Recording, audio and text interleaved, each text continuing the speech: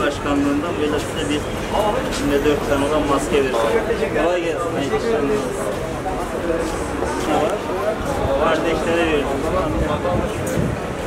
Şöyle. Evet.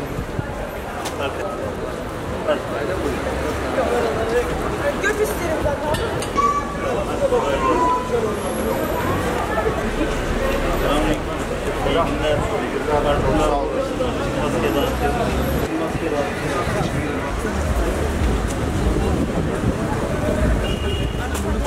Tamam gel.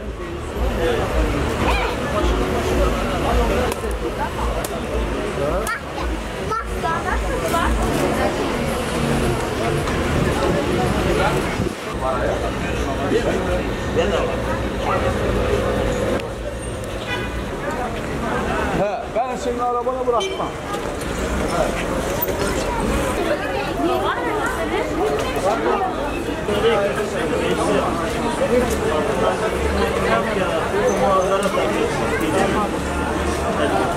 Önemlisiniz, kıymetlisiniz.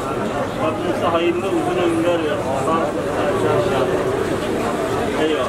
Eyvallah. Hayırlı günler mi olsun? Tamam, Allah razı olsun. Sağ olsun inşallah. Bugün farkındalık oluşturmak için Zeytinburnu'nda maske dağıtımı gerçekleştirdik teşkilatımızla beraber.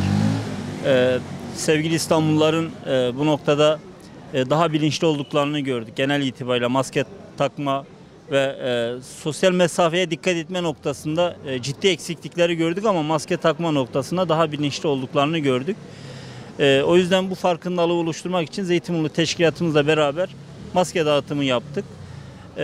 Tabii bütün İstanbulluların, bütün Türkiye halklarının sağlığı bizim için önemli. O yüzden malum olduğu üzere koronavirüs salgını hala can almaya, canlarımızı almaya devam ediyor. O yüzden daha bilinçli, daha dikkatli olmamız gerektiğini düşünüyorum. Tabii şunu unutmamak lazım. Koronavirüsle mücadele veya bununla alakalı bir bilinç oluşturma sadece hükümetlerin işi, sadece Sağlık Bakanlığı'nın işi olmaması lazım. Onlara düşen sağlık alanında en iyi hizmeti sunabilmek ama bizler de sivil toplum kuruluşlarından başlamak üzere partiler bu noktada bir bilinç oluşturma, bir seferberlik başlatmak zorundayız.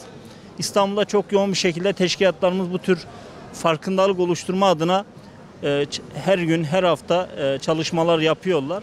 Biz de bugün teşkilatlarımıza katkı sunma anlamında bugün sahadaydık.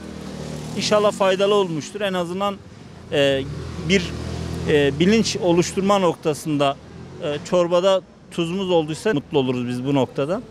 O yüzden tekrardan siz basın mensuplarına da bu çalışmamızı takip ettiğiniz için yürekten teşekkür ediyorum.